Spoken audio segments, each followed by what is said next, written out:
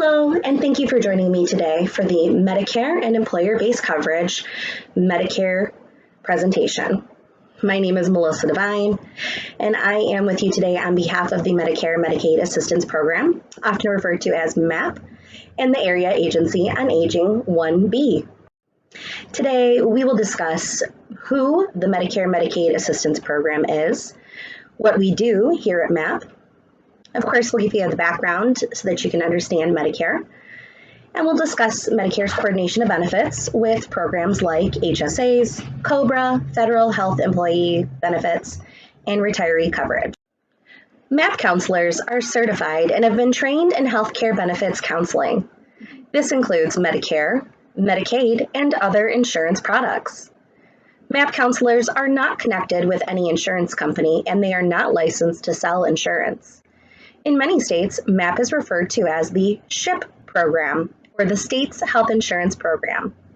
We're located all across Michigan, and we offer free health benefit counseling assistance.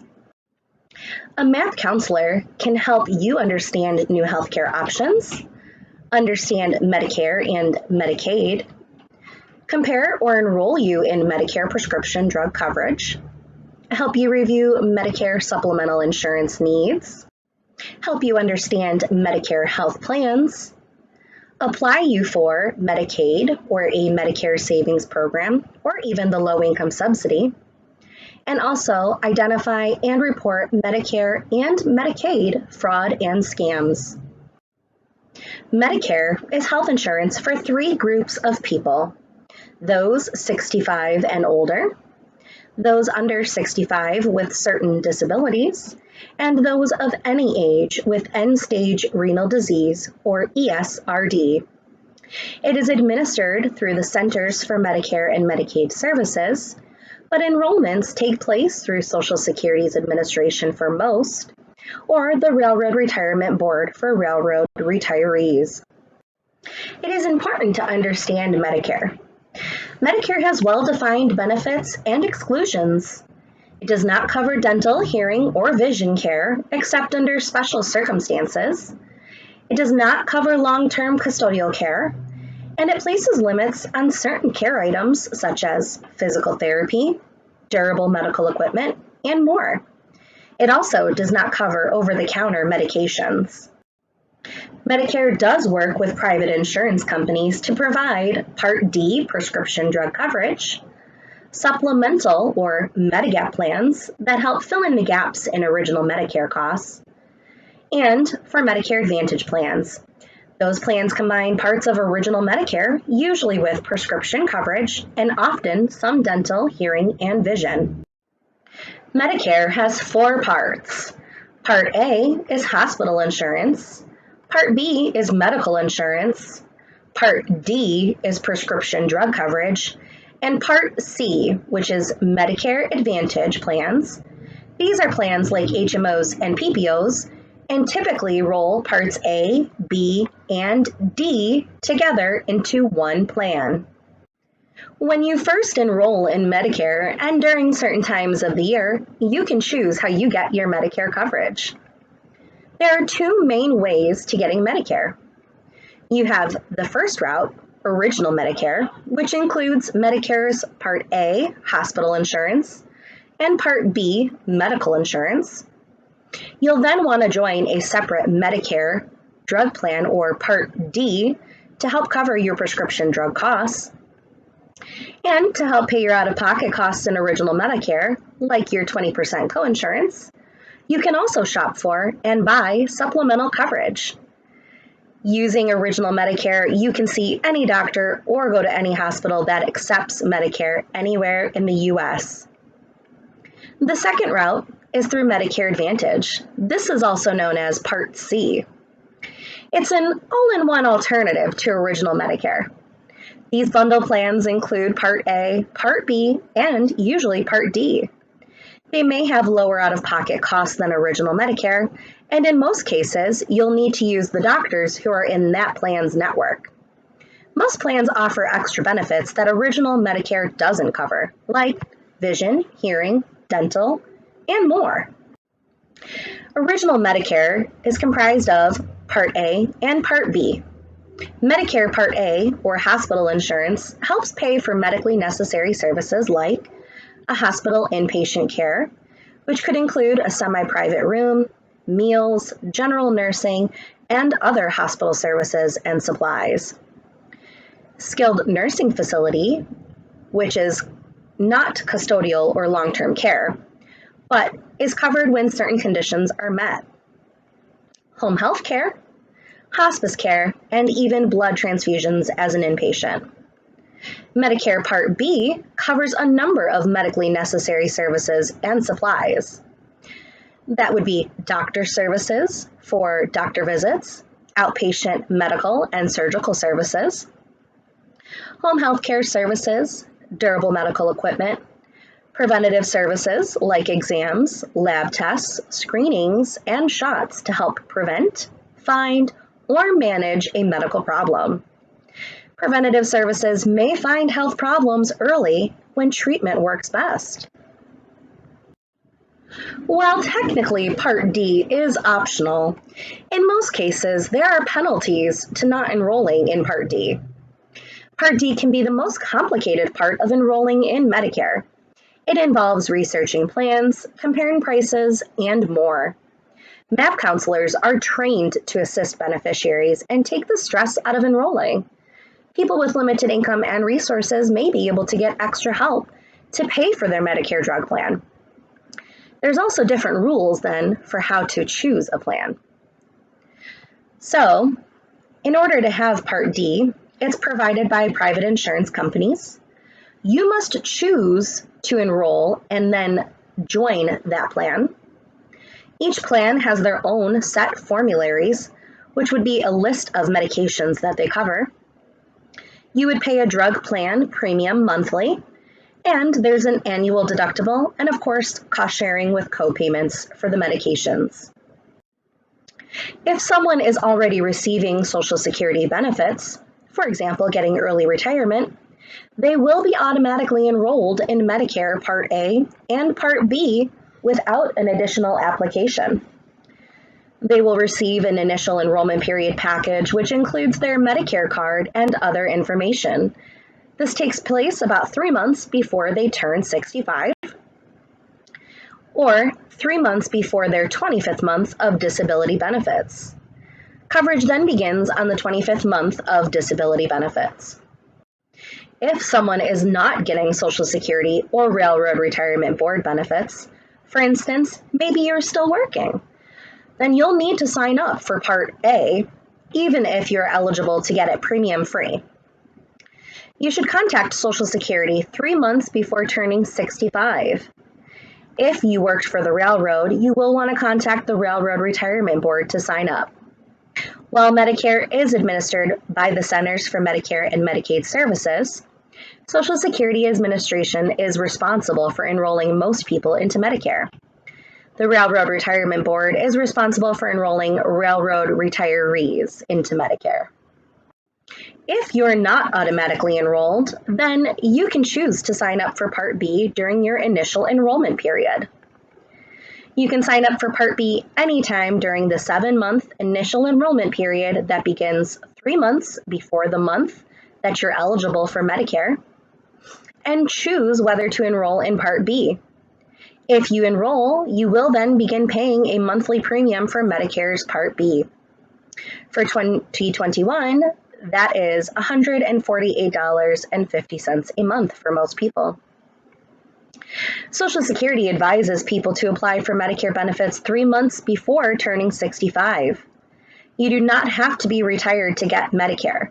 The full retirement age for Social Security retirement benefits is now 66 for persons born between 1943 and 1954, and will gradually increase to 67 for persons born between 1960 or later. And you can still receive full Medicare benefits at the age of 65. So signing up during the first 3 months of your initial enrollment period to get your Part B coverage effective the month that you turn 65 is important. However, if your birthday is the first day of the month, your coverage will start the first day of the month prior.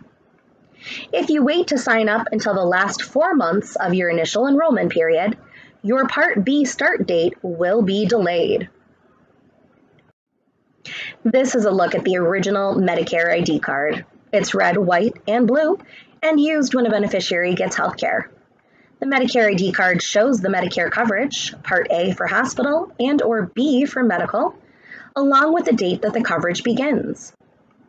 The Medicare card also shows your Medicare claim ID number, which is a unique combination of numbers and letters.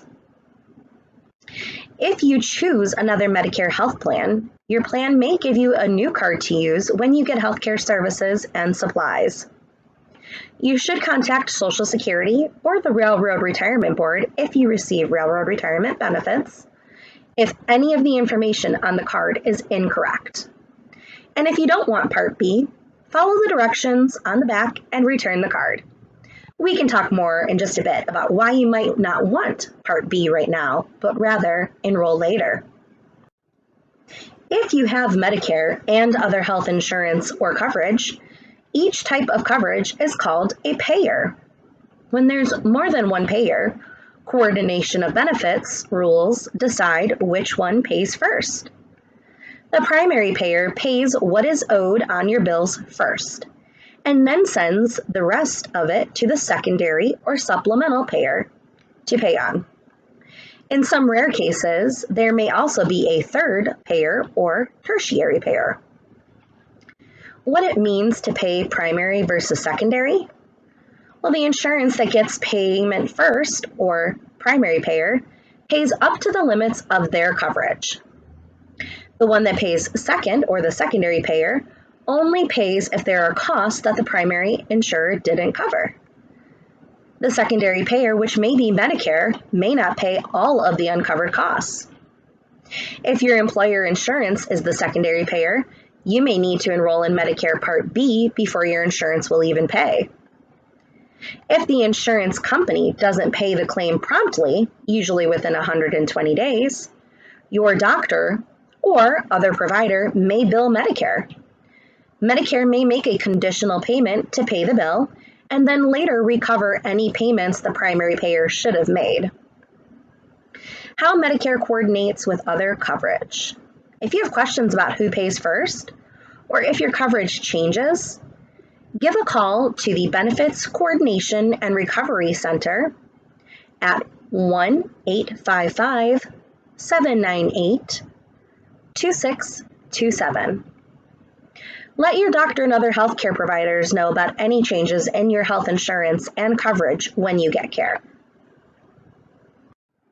The insurance that pays first, or the primary payer, pays up to the limits of their coverage.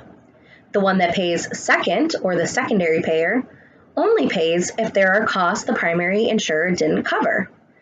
The secondary payer, which may be Medicare, may not pay all of the uncovered costs.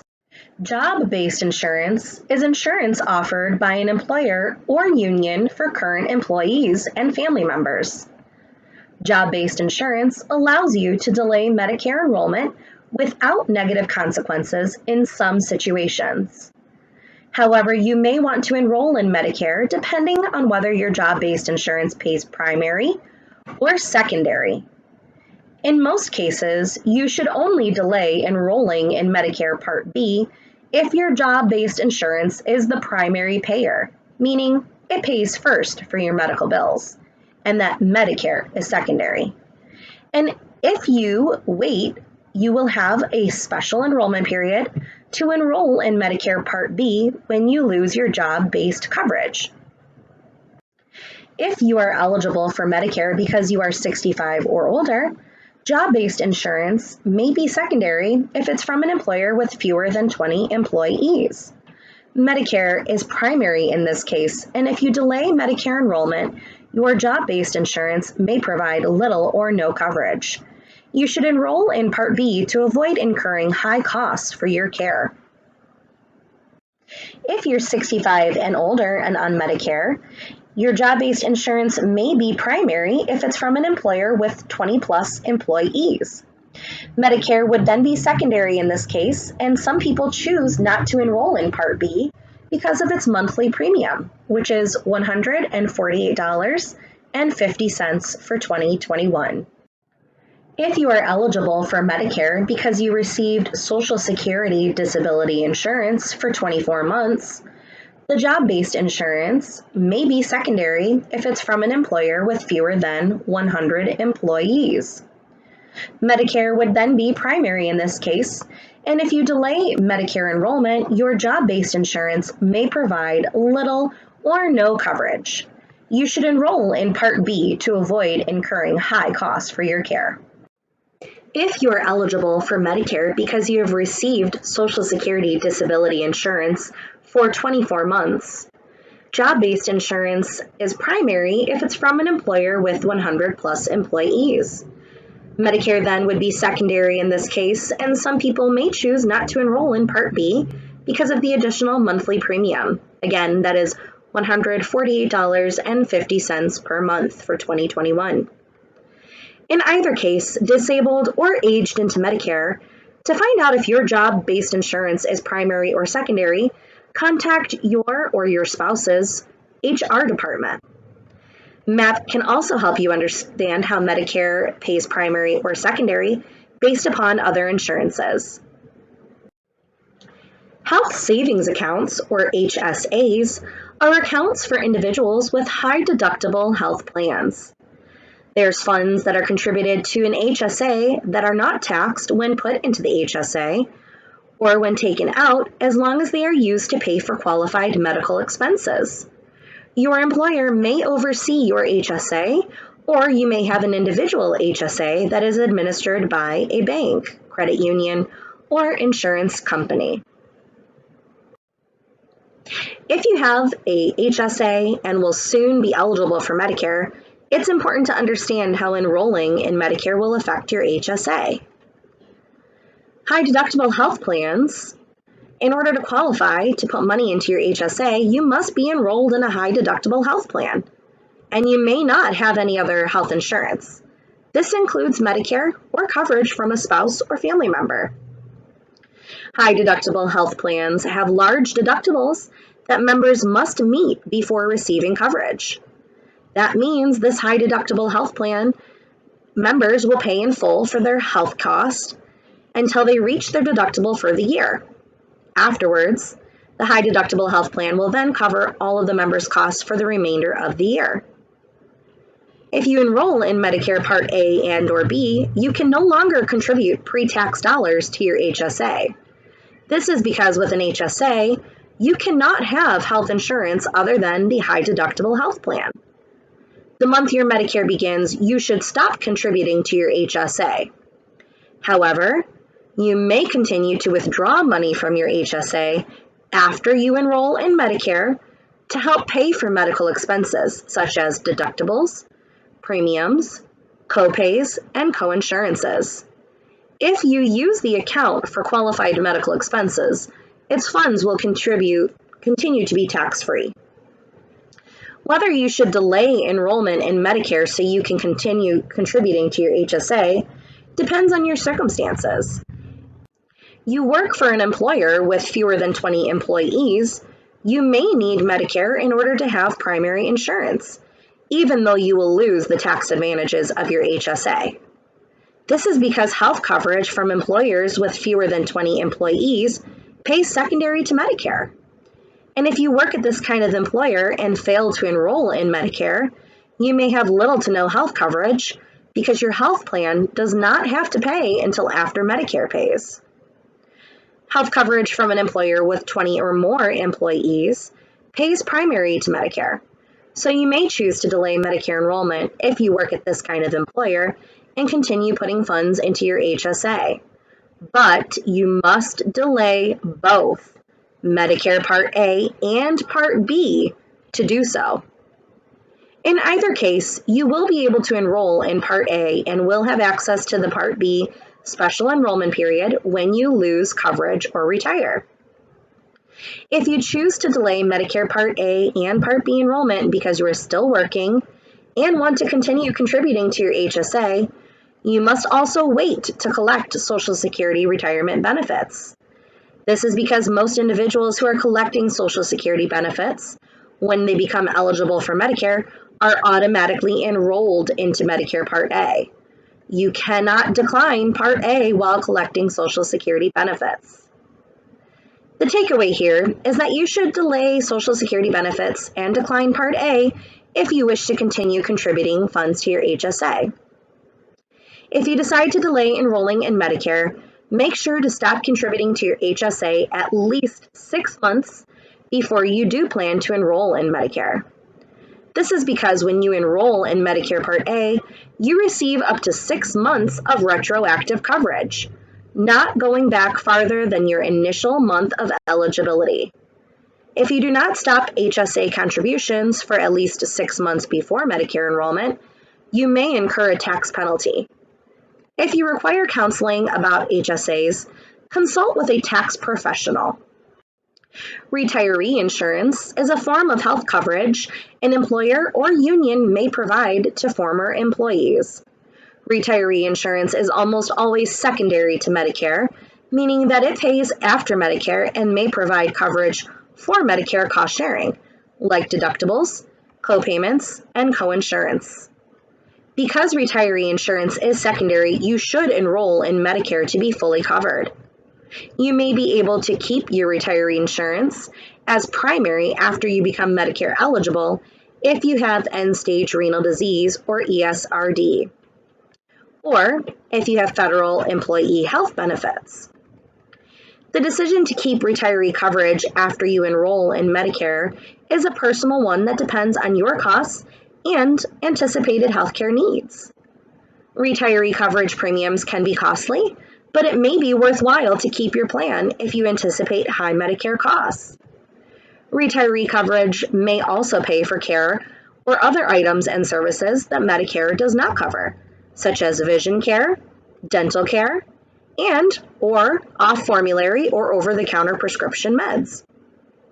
If the plan offers prescription drug coverage and you like that, find out if the coverage is creditable. If it is, you can delay Medicare Part D enrollment without penalty. For more information on the services covered by your retiree insurance plan, contact your benefits administrator or your employer's HR department. Retiree insurance may coordinate with Medicare differently depending on the type of plan you have. Below are a few common types of plans and how you might expect them to work with Medicare Part B. So be sure to speak to your employer's HR department for more information. We have fee-for-service plans. These are plans that pay for care from any doctor or hospital. Fee-for-service plans cover Medicare cost sharing and generally act like a supplemental insurance policy. We have managed care plans. Those are HMOs or PPO plans, and they require that you see in-network providers and facilities. Your costs are typically lowest when seeing providers who take both Medicare and your retiree insurance. When seeing a Medicare provider who does not take your retiree insurance, you will pay regular Medicare cost-sharing amounts, and your retiree insurance plan may not pay at all. Employer-sponsored Medicare Advantage plans offer Medicare-eligible individuals both Medicare and retiree health benefits in one. Some employers require that you join a Medicare Advantage plan to continue getting your retiree health benefits after becoming Medicare eligible. You can always choose not to take your employer's coverage and sign up for Original Medicare or a different Medicare Advantage plan. But keep in mind that you may not be able to get that retiree coverage back if you want it at a later point in time. And employer-sponsored supplemental insurance plans. These offer secondary coverage for Medicare-eligible individuals. They're often functioning similarly to Medigaps, meaning that they pay all or part of certain remaining costs after Original Medicare pays first. You can always choose not to take your employer's coverage and sign up for a Medicare Advantage plan or Original Medicare with a Medigap policy. But you may not be able to get that retiree coverage back if you would like it at a later point in time. The Consolidated Omnibus Budget Reconciliation Act, referred to as COBRA, is a federal law that passed in 1986 and lets certain employees, their spouses, and their dependents keep their group health plan coverage for 18 to 36 months after they leave their job or lose coverage for certain other reasons, so long as they pay their full cost of the premium. Under COBRA, a group health plan is defined as a job-based insurance plan that provides medical benefits to employees, their spouses, and their dependents. As you make COBRA-related decisions, keep in mind that health coverage under COBRA is typically expensive because it tends to be comprehensive, and you may pay the full cost of the premium yourself. Employers often only pay part of the premium for current employees. However, COBRA coverage may be less expensive or more comprehensive than similar individual health coverage. The way that COBRA and Medicare coordinate depends in part on which form of insurance you had first. While it is possible to get COBRA if you already have Medicare, it is not usually possible to keep COBRA if you have it before you become Medicare eligible. Specifically, whether you can have both COBRA and Medicare depends on which form of insurance you have first. COBRA also pays secondary to Medicare. If you have COBRA when you become Medicare eligible, your COBRA plan will no longer be obligated to pay and keep you enrolled. So, your COBRA coverage will usually end on the date your Medicare Part A and or B becomes effective, even if you do not enroll on time in Medicare. COBRA will then pay secondary as soon as you are eligible, and without Medicare, you may be responsible for your medical bills in their entirety. You should enroll in Medicare Part B immediately when you become eligible, because you are not entitled to a special enrollment period when COBRA ends. Your spouse and dependents may keep COBRA for up to 36 months, regardless of whether you enroll in Medicare during that time or not. You may be able to keep COBRA coverage for services that Medicare does not cover. For example, if you have COBRA dental insurance, the insurance company that provides your COBRA coverage may allow you to drop your medical coverage, but keep paying a premium for the dental coverage as long as you are entitled to COBRA. Contact your plan for more information.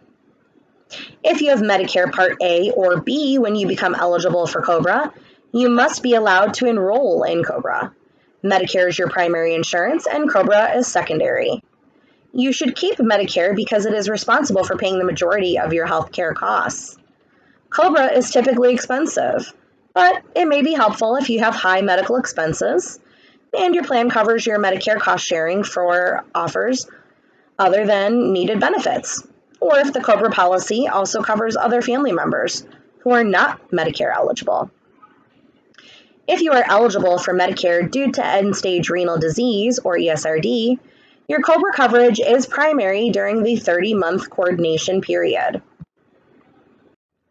Federal employee health benefit plans cover current and retired government employees. They are administered by the Office of Personnel Management, or OPM.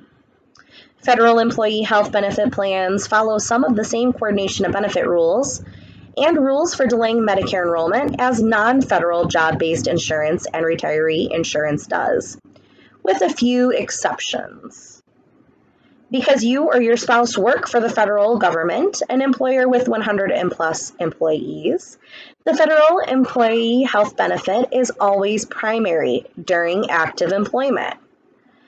Additionally, if you meet other requirements, you may have a special enrollment period to enroll in Medicare Part B when you are no longer covered by the federal employee health benefit insurance based on current work. Unlike other retiree insurances, federal employee health benefit plans will pay primary for retirees who do not enroll in Medicare Part B. Federal employee health benefits plans are only secondary if you enroll in Medicare Part B.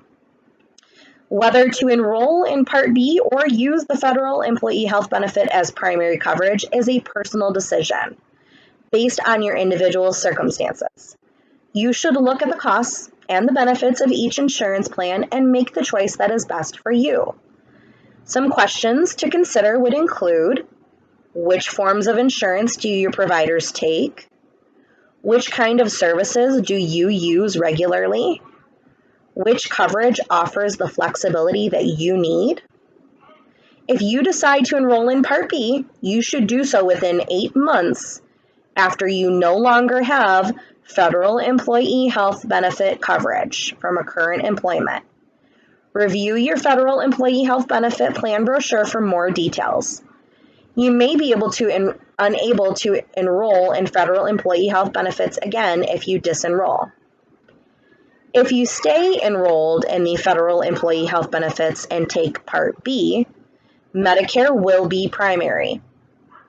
Federal employee health care benefits may cover your Medicare cost sharing, your deductibles, co-payments, co-insurances. If you stay enrolled in the federal employee health benefit plan and do not enroll in Part B, your federal employee health plan will continue to provide the same coverage it did when you were actively employed. Note that some individuals choose to enroll in Part A because it is a premium-free enrollment, but they might turn down Part B because of the additional monthly premium costs.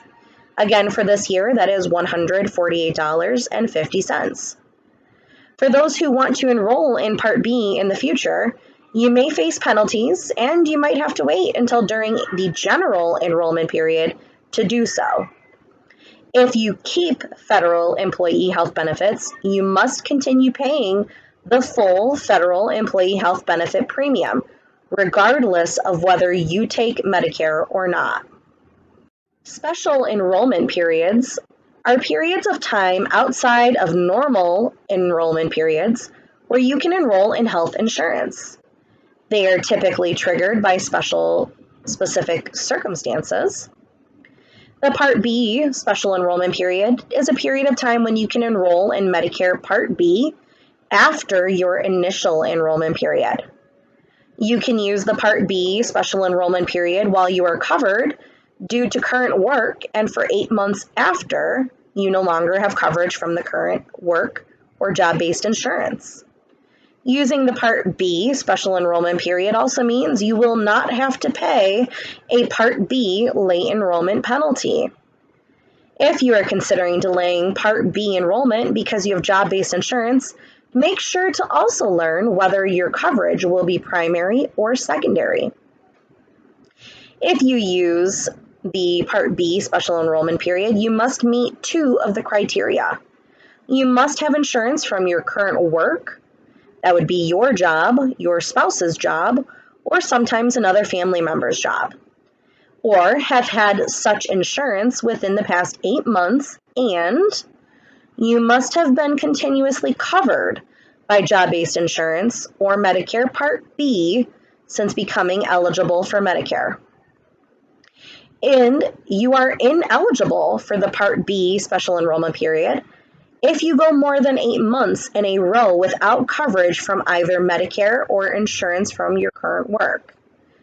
You also specifically must be covered by either Part B or insurance from current work during the first month of your Medicare eligibility, unless you used your initial enrollment period to enroll in Medicare.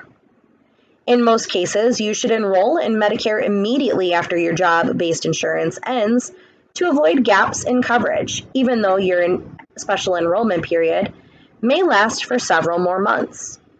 Remember, even if you use the special enrollment period to avoid a late enrollment penalty, you may still be responsible for any healthcare costs you incur in the months after losing job-based insurance coverage, or after your coverage becomes secondary before your Medicare takes effect.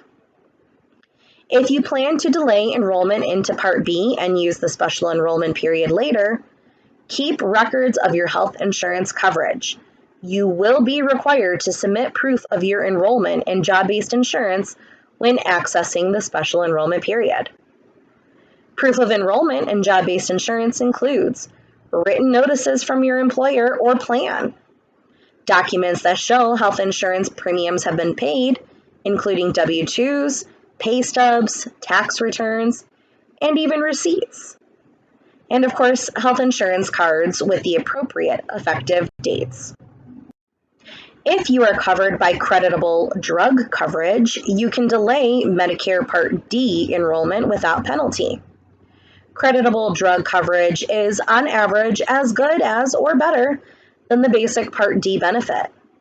If you have drug coverage through an employer plan, you should receive a notice from your employer or plan around September of each year informing you if your drug coverage is credible.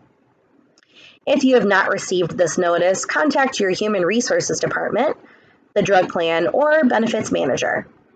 Be aware that this information may not come as a separate piece of mail. It can be included with other materials, such as the plan newsletter. There are several types of plans that offer creditable drug coverage, which can include Veterans Affairs or VA benefits, TRICARE for Life or TFL, Federal Employee Health Benefits, and some job-based and retiree plans. If you have one of the above forms of coverage and they have not provided you with written proof of creditable coverage, request the notice from your benefits administrator. If you are considering delaying Part D enrollment because you already have prescription drug coverage, make sure to find out if your coverage is considered creditable. Maintaining enrollment in creditable drug coverage means you will not incur a late enrollment penalty for delaying Part D enrollment. Additionally, having creditable coverage means that if you learn that you're going to lose such coverage and you want Part D coverage, you then will have a 2-month special enrollment period to enroll in a Part D plan. Remember, if you decide to delay enrollment in any part of Medicare, keep a record of your insurance until you enroll in Medicare. You may need documentation in order to sign up for your Medicare at a later point in time. For each 12-month period that you delay enrollment in Medicare Part B, you will have to pay a 10% Part B premium penalty unless you have insurance based on you or your spouse's current work, which is job-based insurance, or are eligible for a Medicare Savings Program, which is Medicaid subsidy programs. This 12-month period starts after your initial enrollment period ends. Your initial enrollment period is the 3 months before the month of your 65th birthday, the month of your 65th birthday, and 3 months after your 65th birthday. In most cases, you will have to pay the penalty every month for as long as you have Medicare. If you are enrolled in Medicare because of a disability and currently pay premium penalties, once you turn 65, you'll no longer have to pay that premium penalty. Like all Social Security enrollment decisions, you can appeal your Part B late enrollment penalty. To appeal, follow the instructions on the notice that you received informing you of the penalty. In order to successfully appeal your penalty, you will need to provide that proof that you were enrolled either in Part B or in coverage through a current employment plan during the time period that you are being penalized for. If you can, have your employer fill out the CMS L564 form requesting for the employment information showing that you or your spouse were employed and covered by insurance through the current employment during the relevant time frame. If your appeal is unsuccessful, you will have the right to request a hearing by the administration law judge. Following the instructions on the appeal denial to request an ALJ or the administrative law judge hearing. For more information and assistance regarding the Part B late enrollment penalty, give MAP a call. So let's say that you delay enrolling in Medicare Part B for 7 years, and during that time you did not have a reason to delay enrollment without penalty because you did not have employer insurance. Your monthly premium for Part B would then be 70% higher as long as you have Medicare. That's 7 years at a 10% penalty. Since the base Part B premium in 2021 is $148.50, your monthly premium with the penalty will be $245.82 per month. That's $148.50 times the 70% penalty, which comes out to $103.95, plus the $148.50, making that penalty and monthly premium a total of $252.45 per month. Although your Part B premium amount is based on your income, your penalty is calculated based on the base Part B premium. The penalty is then added to your actual premium amount. And the penalty amount does change each year as the Part B premium changes, which typically goes up. Likewise, for each month that you delay enrollment in Medicare Part D, you will have to pay a Part D late enrollment penalty, unless you had creditable coverage, meaning the coverage is as good as or better than the basic Part D benefits, or if you qualify for the Extra Help program, or if you can prove that you received inadequate information about whether your drug coverage was creditable. In most cases, you will have to pay that penalty every month for as long as you have Medicare. If you are enrolled in Medicare because of a disability and currently pay a premium penalty, once you turn 65, you will no longer have to worry about that. In most situations, you must pay the Part D late enrollment penalty as long as you are enrolled in the Medicare prescription drug benefits. There are some exceptions to this. If you receive Extra Help or the LIS subsidy, your penalty will be permanently erased. If you are under 65 and have Medicare, your late enrollment penalty will end when you turn 65. And if you qualify for a state pharmaceutical assistance program, it may pay your penalty for you. We currently do not have any state pharmaceutical assistance programs, but if we do, your MMAP program would have more information on that. If your Part D plan determines that you had a break in creditable coverage for more than 63 days, you may have a late enrollment penalty. If your plan has reason to believe that you have had a break in creditable coverage more than 63 days, they should contact you to ask you to provide a verbal or written statement of creditable drug coverage. This statement is called an attestation. If you do not attest to the plan that you had creditable coverage, your plan should mail you written notification that you then have a late enrollment penalty. A late enrollment penalty reconsideration notice and a late enrollment penalty reconsideration request form will then be sent as well. The late enrollment penalty reconsideration notice explains your right to request a reconsideration of your late enrollment penalty. Everyone has the right to appeal their late enrollment penalties. The late enrollment penalty request form can be used to appeal the late enrollment penalty with Maximus. That's the company contracted by Medicare to handle these appeals. Maximus is the company contracted by Medicare to handle the appeals. They can appeal the penalty if you think that you are continuously covered, or if the amount is calculated incorrectly.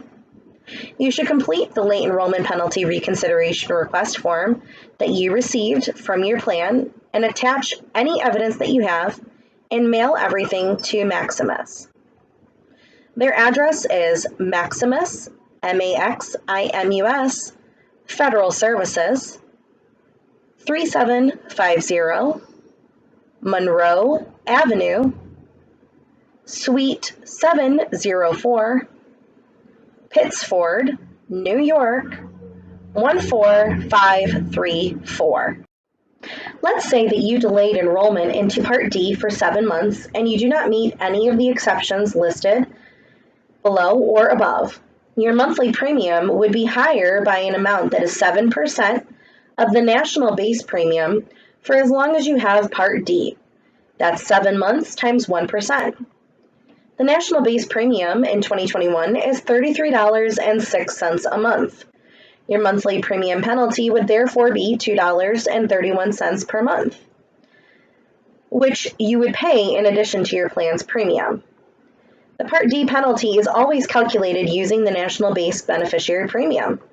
Your penalty will not decrease if you enroll in a Part D plan with a lower premium, or increase if you enroll in a Part D plan with a higher monthly premium. And this penalty amount changes each year as well, because the base beneficiary premium changes each year. If you have questions or would like to speak with a MAP counselor about your specific situation, give us a call.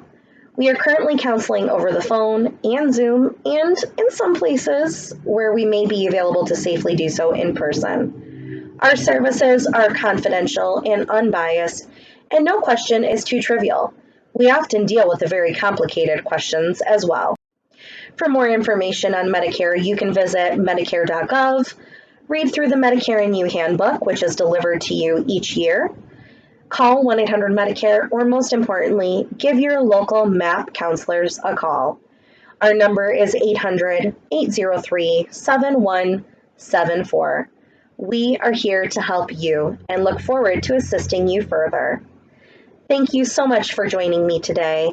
If you have any questions, please give us a call at 1-800-803-7174. Have a wonderful day.